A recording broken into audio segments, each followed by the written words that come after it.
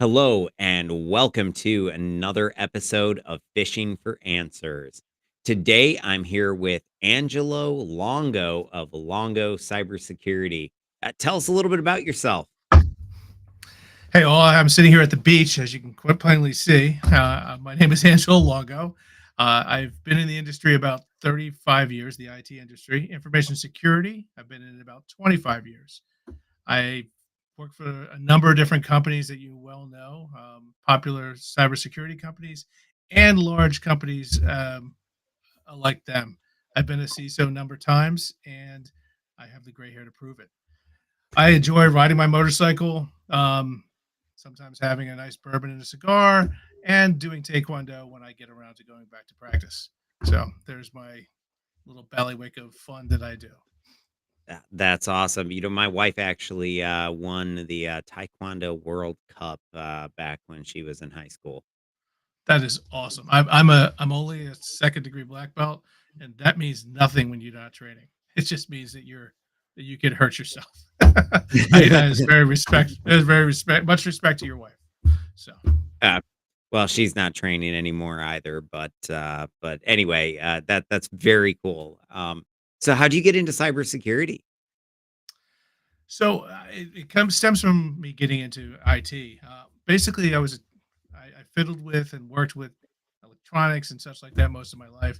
I never wanted to be a nerd. I really just didn't want that to happen, and I pursued every other avenue. I was a wrestler. I was a football, track.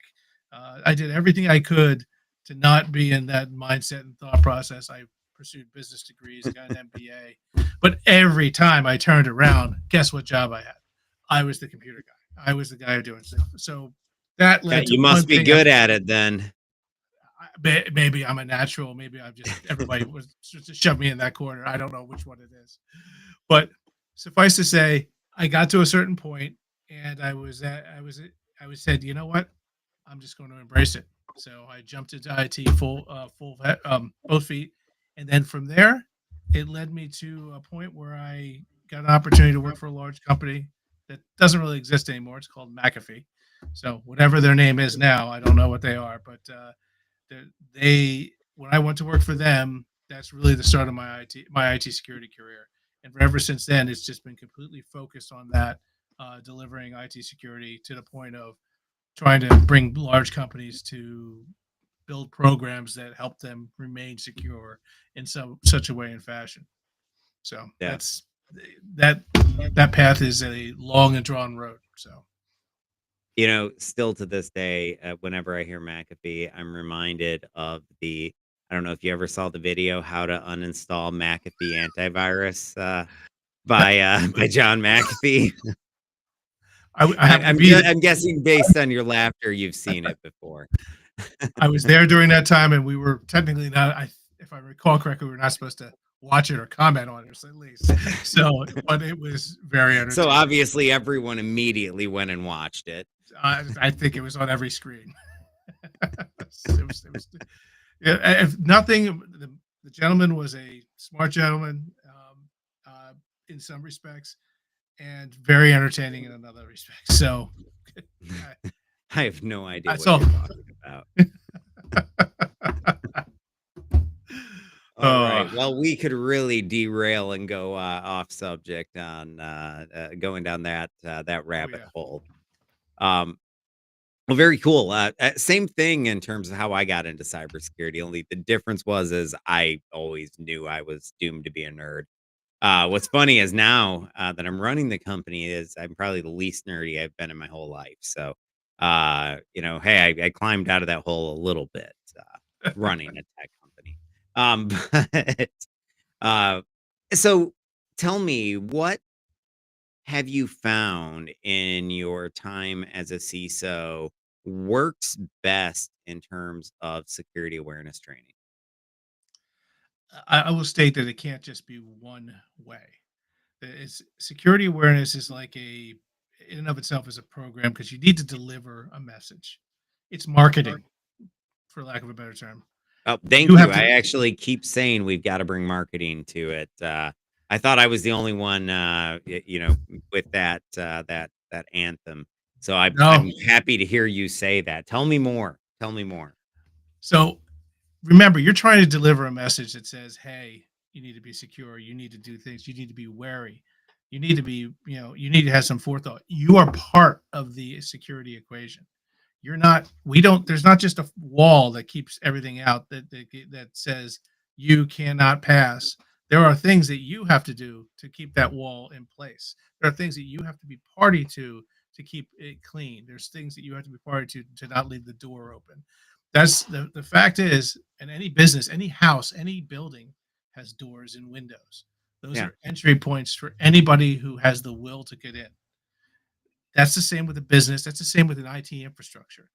Yeah. If unless you're enclosing it in granite and not allowing signals out, and and enclosing it in granite would be an interesting thing, but uh, not allowing signals out and not allowing communications out and not allowing information to pass, you really don't have a way to securely build an infrastructure that won't have holes.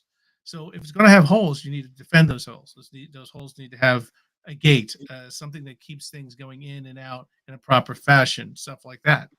People need to know they're part of that equation, and because I just recently saw I think it was Ohio, was now creating a point where their constituents, not their constituents, the people who work for the state of Ohio were responsible for information security failures, especially involving clicking on phishing attacks, spam, responding to spam, doing all those things. They would now be responsible for the repercussions. That's pretty What's stiff. that look like? Well, I would assume there's, the typical thing would be, oh, you may be reprimanded, but they were talking about monetary compensation as per the article, now, and or some other type of compensation. You know, the reality is the response from the community was, well, how good is your training program? What other controls have you put in place? What things make, and put any protection? You can't just have an open field and say you can't, cross the line. If you paint no line, you have to put something in other than just a law that says we're going to fine you if you cross a line that you can't see. Yeah, So, well, because those laws are never enforced. I mean, we've seen it, well, just with most compliance and regulatory frameworks that come out, there's so much gray area, so much left up to interpretation, and you can have one company that is super secure and compliant, and another that is, anything but secure, but also meets that same compliance requirement.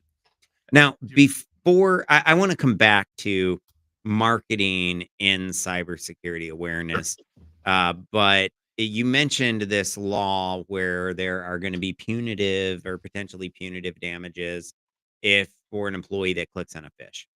Um, what is your opinion on that? And specifically, in the terms in the battle versus carrot or stick, where do you find yourself? What do you believe is the weapon of choice that we should be leading with?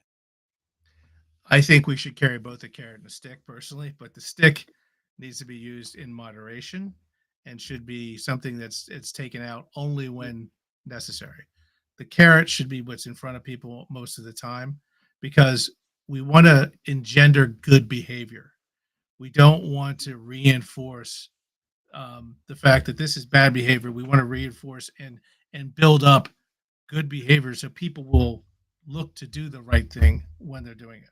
And when I said marketing before, that's really coming. When I speak to people, it's about, hey, did you know if you do this, this could happen? And did you know if that happens, there's other things that could happen. So when we put these policies with these endings in there that basically come back to you saying, hey, if you do this, we may have to do this to you. What we're really trying to say is, please don't do this because very bad things could happen. You can end up having an issue just doing your normal work, or you may cause a huge issue for everybody.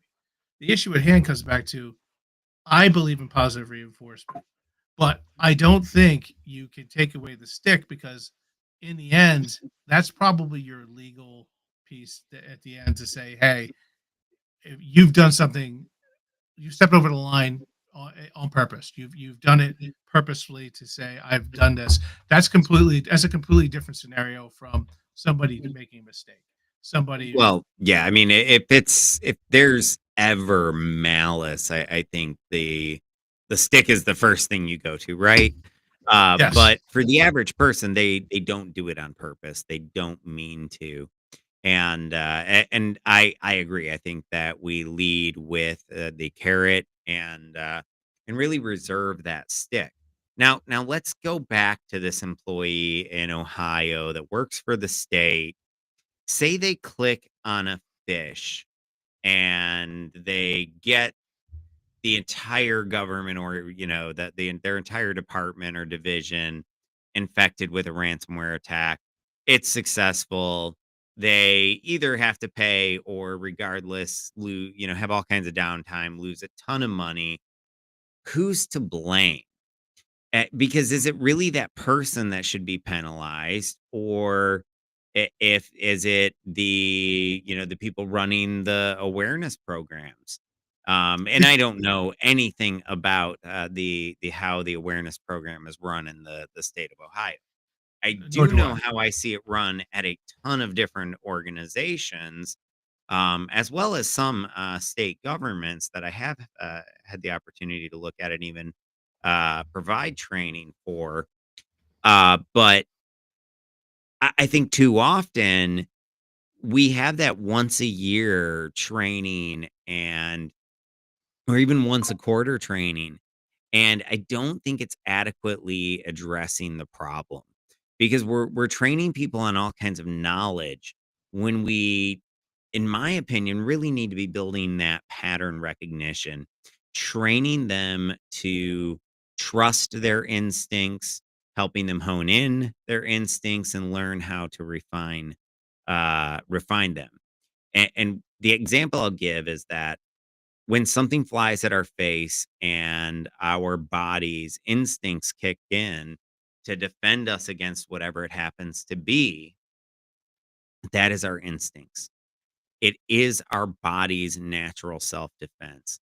So if we can make sure that our users really understand about urgency, really understand about authority, and those few other key things, I think that's how we change behavior. But doing a knowledge dump, I don't think is very effective at changing behavior. What do you think? Uh, I agree. Let's take it back to that. You just said a body's reaction.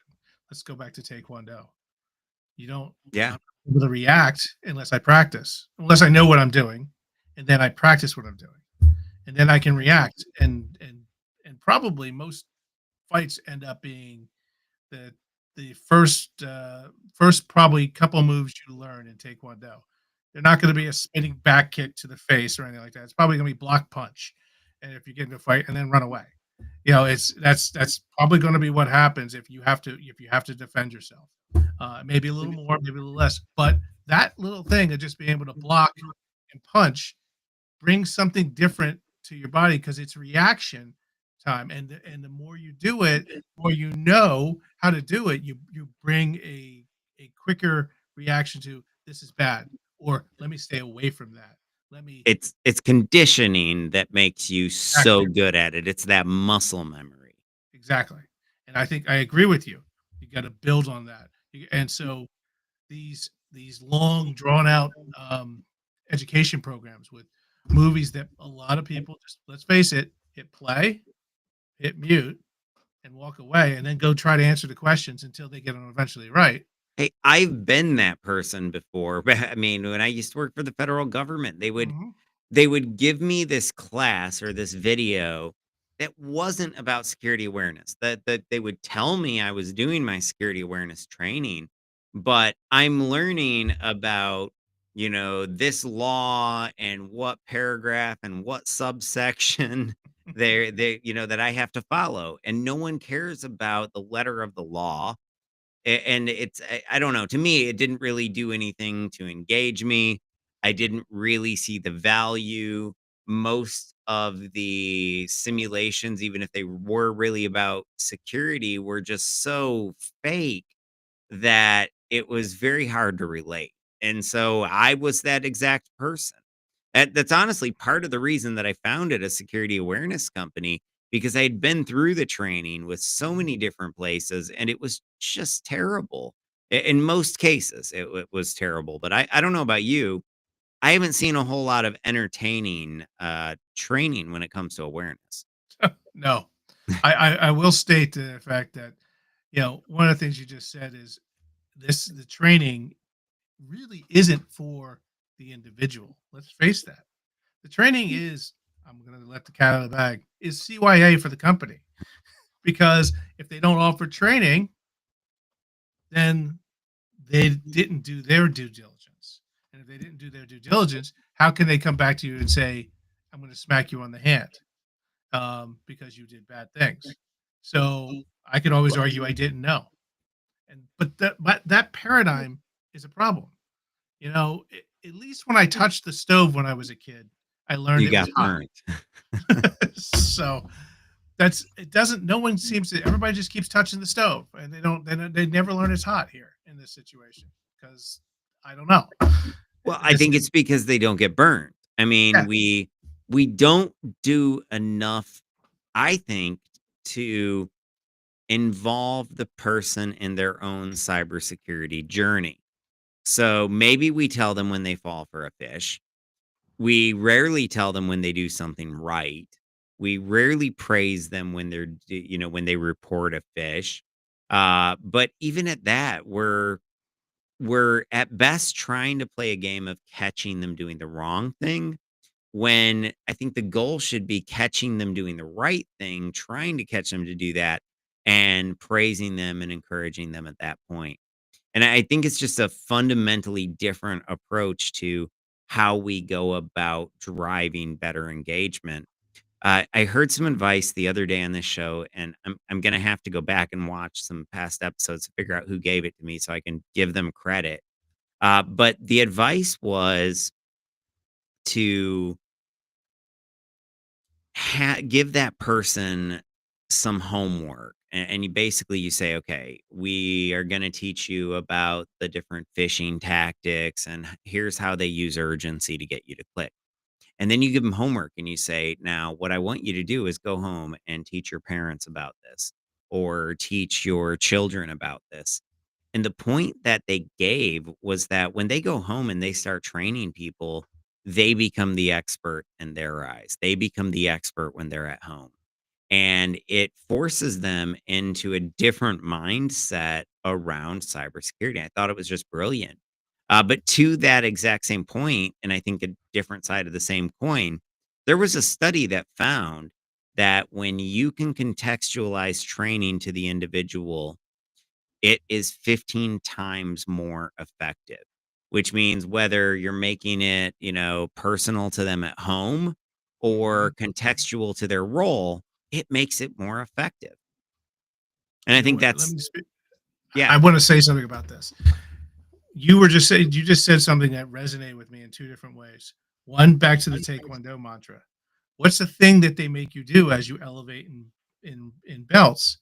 Go teach somebody else. Go teach them how to kick. Go teach them how to punch. Go teach them how to do it. And then you lead a class. But there's a reason behind that, more than just the business model. But there's a reason because you learn more by I do. training somebody else, by teaching, by helping them get to it. But I even saw this even better with my daughters, not with Taekwondo, but with um, the flute. My daughters had to teach me to play the flute, so I would Oh, play you it in know how to front of. play the flute? No, I'm not going to say that. I will say they taught me to play the flute, I mean, I but was to gonna play ask you it. to pull it out right now and just Oh yeah, start playing. That would yeah. be awesome. Just the jazz flute, just the jazz flute. Uh, but but they taught me to play the flute in front of a whole group of people that I had to perform in front of during their concert. But the thing about it is, my daughter, I think, learned more about playing the flute during that point than she ever had about playing the flute, just doing the repetition. And so it was a very interesting juxtaposition, and it really resonated with me when you said that. So sorry for Honestly, jumping in. that's probably why. No, I was gonna ask you what you thought anyway. That's probably the reason though that she had that homework assignment was because it would force her to figure out how to teach you, which makes her in and of it, like, just in and of itself, like, she's gonna have to learn things that she probably hadn't realized before, or at least I know for me, that's how it works when I teach somebody. I am in a different role, so I see more as a result. Um, so back to marketing. Mhm. One of really the foundation of all advertising is called spaced learning, and it talks about how when we can break things down into tiny little bite-sized chunks and feed it to people at a really high frequency, that you get really good retention. So, one of my thoughts is that when we're doing training, I really think we need to approach it like we would approach an advertisement or marketing in general. Well, we want to simplify the messaging as much as we possibly can. We Mhm. want to make it as short as possible. When we look at commercials, they're, 10, 15, 30 seconds max. Yep. They're not 5, 10, 15, 20 minutes. And the other thing is that they do everything they can to grab us some way emotionally. Whether they're making us laugh or trying to make us cry, if they can grab and get that emotional response, they know that we will retain that more.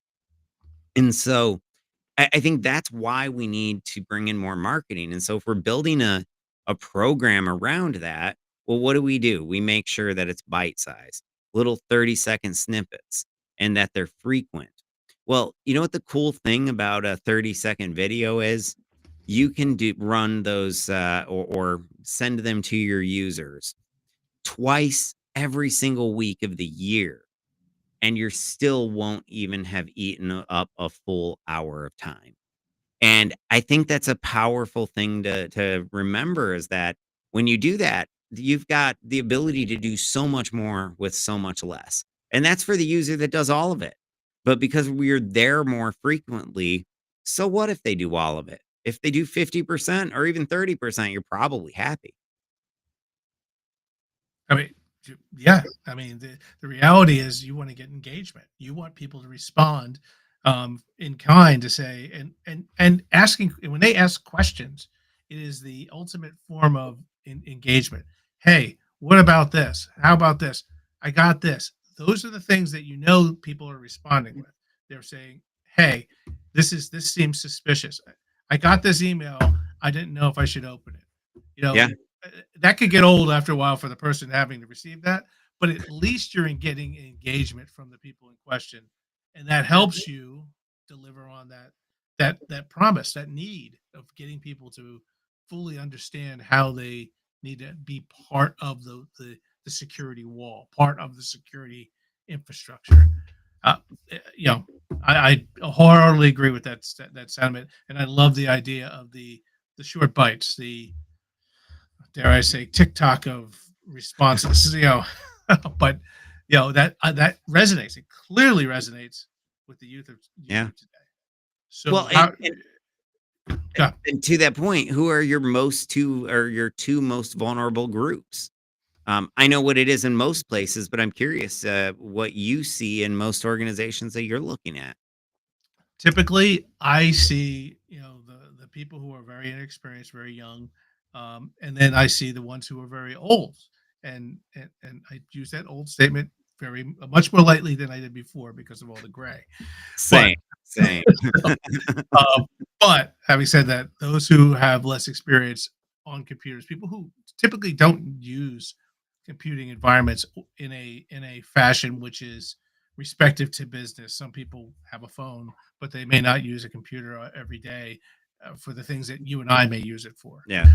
So those are the people in question that I think generally fall into those patterns of what to do, how to do it, and hey, there's a better way. Yeah, no, same, and that's why I pointed that out, is because, you would think that the younger generation, because they've been around technology their entire lives, would be inherently more secure. But interestingly, because we've never, I guess, trained them on security awareness, it's actually gone the other direction. And they, I think, are almost numb to hackers, and there's been data breaches on the news their whole lives constantly. And I really think it just boils down to the fact that they're numb. And so they maybe aren't as security aware as they might need to be. But I also They're like think a that, yeah, sorry. go ahead. I was gonna say they're like a sock that doesn't that can't has too many events happening. They can't respond, and they tune it out like it's white noise. And you get to a Yeah, certain point where you it's just part of the background of the universe, and yeah. that's not good.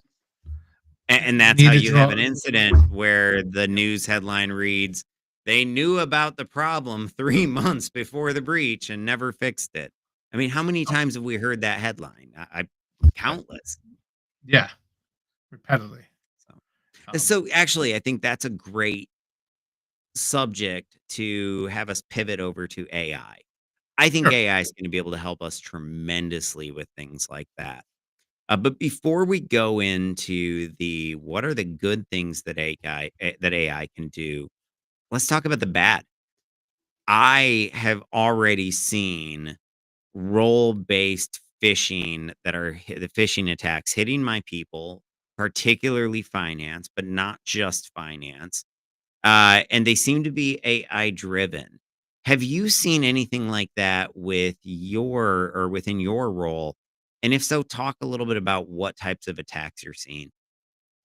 Well, I'm seeing a lot of attacks that probably are not wholeheartedly targeted attacks from the point of view of a company being focused and targeted, but maybe industry level attacks where they're gathering a bunch of credentials and users and people and utilizing functions like LinkedIn to get a nice footprint of a company to understand how this functions. You can automate a lot of that now. It's very much API driven. Yeah. You know, give me this company, let me do the download of this, and then present back a kind of a footprint to walk through and understand who to send what to whom and how to address it. That doesn't need to be some magic, somebody digging through the garbage anymore to find the phone book of the company. You can now Yeah. do that pretty much as a function in a program. That Oh yeah, coupled with just scrape LinkedIn. Well, or Bing, really. Bing, But LinkedIn, yeah. yeah, They well, that's how we would always do it. So I've been an ethical hacker much of mhm, my cybersecurity career, mhm, and that is how we would get the initial list of your employees that we would target. We would, because we could use Bing programmatically and very easily. So we would just search LinkedIn through Bing for any person that had connected themselves to the company. And brings we you would get a anonymity. yeah, yeah, and we've got your full, first name, last name. We know how they make the email addresses in your company by now. So we know what your email address is, and we can start doing things like trying to log into accounts or phishing you or whatever it happens to be. So yeah, it's not difficult for the attackers to figure those things out. But let me just make one side additional point on this entire thing. Some some of the attacks are now a bit more sophisticated. They don't seem to be that sophisticated when you actually look into them, but when they're trying to now emulate on like a LinkedIn or other thing profiles with which to interact with to give legitimacy to people so that now you have profiles with maybe a decent amount of users linked to them Yeah. with given some legitimate weight, and then they're actually linking with friends of yours Mhm. or people your colleagues with, so there's more Yeah. legitimacy there. I can't tell you how many times I find a marketing graphic being used as a person's profile ID that goes back 10, 20 years that is being recycled as a person who's supposedly this great Yeah. person on LinkedIn. That is a juxtaposition to have a more sophisticated phishing campaign, which could occur maybe not as a outside phishing campaign, but maybe as something as a reach out from somebody trying to sell or interact with you. That's why So I always pulled sorry to hear that. I mean, so when you're an ethical hacker, you've got fake LinkedIn accounts and all of that because you Mhm. need them. And so I would always pull my images from LinkedIn to create the fake LinkedIn message. And I'll never forget, it was one of my, I don't know, it tickled me. LinkedIn one day sends me this email and it says, congratulate so and so on their, fourth anniversary working here, and it was one of my fake accounts, and I mean, it made me laugh, but, I mean, the reality is if I have fake accounts to do it as an ethical hacker, they have thousands Yep. of fake accounts, as the criminals, and, that are much more sophisticated, I might add, and well-funded thanks to everyone paying ransom to them, so incredibly Yeah. well-funded. Um, okay, so we are running a little bit low on time here. But before we wrap up, I do want to ask you a couple more things. Number one, what kind of KPIs do you think are most important to track around your human element? So there's effective tracking, and then there's tracking for compliance reasons. I think is a good juxtaposition. Compliance is going to want to say annual training done, phishing responses were low, or here's the resultant effects of phishing tests. This is where your company tracks within your Yeah. industry, kind of thing. Those things. Those are all very nice. That's great for an audit.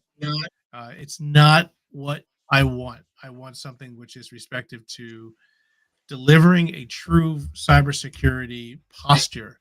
I like to say promoting paranoia, but I say that in jest. But there is a bit of, hey, should I click on that? So what should I do? That I responsiveness. So when argue I if you look even at this, question it, you uh, know the answer. I love that. Yeah, I say, listen, do you expect? Who are you expecting to email you? Is it really urgent? Do you really need an email from so and so? Do you really believe it's them? You know, email or a smish. I don't want to disregard. That's another vector of attack that people take. It's the same Very methodology popular through a lately different too medium. in the past, really, what, say 18 months. It's just skyrocketed with more and more, text-based, not necessarily all phishing attacks, but scams regardless. Mhm.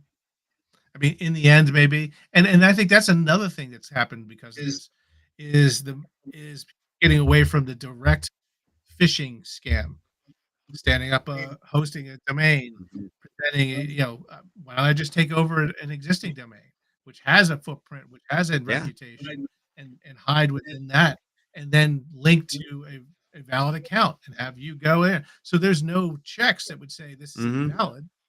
Maybe you have somebody, so you have double, triple, quadruple checks.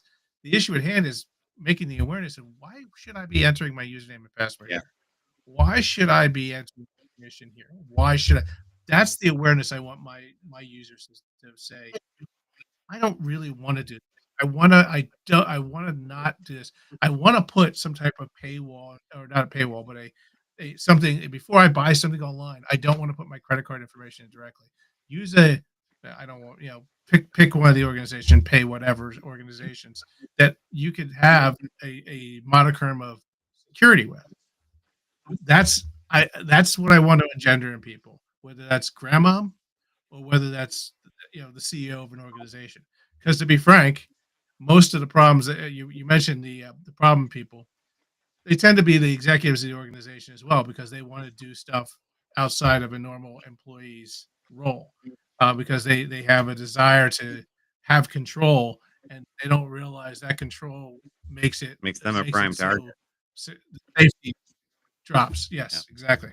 Well, and I mean, I So think it's a lot of the more privileged roles that tend to be a little bit more at risk. And we see it at in all kinds of different organizations. You would think developers are going to be more secure, but as it turns out, they're one of the more at risk groups. You would think HR would be more secure, but as it turns out, they're one of the more at-risk groups. So I think to me, what that really says is not that, we've got issues in HR or whatever. It's that we've got to focus more on getting through to that subconscious and empowering people to trust their gut. Because I truly do believe they have the tools there built inside them to deal with it. Um, any metrics that you really like for tracking culture change? So I would say the amount of, let's say the amount of alerts that are reported. So I in every organization I put a form in for the general user base to basically report an incident in some way or fashion.